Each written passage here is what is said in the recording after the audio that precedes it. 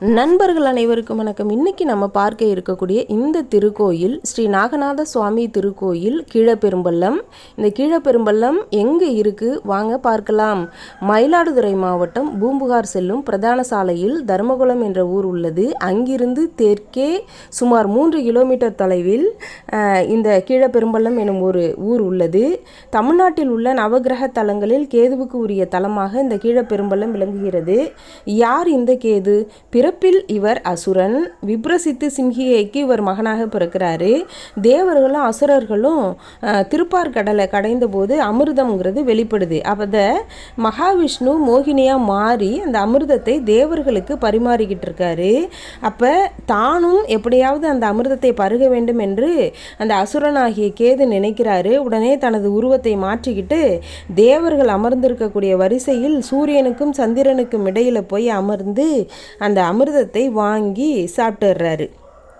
சூரியனும் சந்திரனும் இதை மகாவிஷ்ணு கிட்ட சொல்கிறாங்க. உடனே தனது கையில் உள்ள அந்த அகப்பையை எடுத்து மகாவிஷ்ணு கேதுவோட மண்டையில் அடிச்சிடுறாரு. அப்போது தலை வேறு உடல் வேறுன்னு விழுந்துடுறாரு கேது. இருந்தாலும் அவருக்கு அமிர்தம் உண்டதுனால கேதுவோட உடல் பகுதியில் உயிர் அப்படிங்கிறது இருந்திருக்கு. உடனே இந்த தலை இறைவனை தன்னுடைய தவறை பொறுத்து அருளுமாறு அவர் வேண்டுறாரு. இறைவனும் கேதுவை உடல் மற்றும் 5 நாகத்தலையோடு மாற்றி அருள் புரிகிறாரு. ஆகவே கேதுவை ஒரு நிழல் கிரகமாக ஆக்குறாரு. கேது வழிபட்ட தலம் இந்த கீழப்பெரும்பள்ளம். எனவே கேதுவிற்கு என்று தனி சந்நிதி ஒன்று இந்த தலத்தில் அமைந்துள்ளது.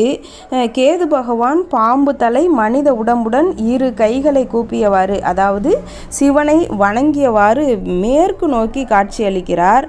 அந்த சந்நிதியை நீங்கள் இப்போ பார்க்க போகிறீங்க. இப்போ பார்த்துக்கிட்டு இருக்கிறது கேது பகவானுடைய சந்நிதி தான். நாகதோஷம் உள்ளவர்கள் இந்த தல இறைவனை வழிபடலாம். இந்த தலத்தில் யமகண்ட காலத்தில் கேதுவுக்கு விசேஷ வழிபாடு இங்கு நடைபெறுகிறது. இந்த பூஜையில் கலந்து கொண்டு கேது தோஷ பரிகாரம் செய்து கொள்ள பக்தர்கள் அதிக அளவில் வந்த வண்ணம் இருக்கின்றனர். கேது பகவான் ஞான காரகனாக அறிவு முக்தி போன்றவற்றிற்கு பிரதான கிரகமாக கருதப்படுகிறார். செந்நிற ஆடையும் பல வண்ண மலர்களும் இவருக்கு உகந்தது. நவதானியங்களில் கொள்ளு இவருக்கு உகந்தது. கேதுவை போல கொடுப்பாரும் இல்லை, கேதுவை போல கெடுப்பாரும் இல்லை. நாமும் கேது பகவானை வழிபட்டு நலம் பல பெறுவோம். நன்றி, வணக்கம் நண்பர்களே.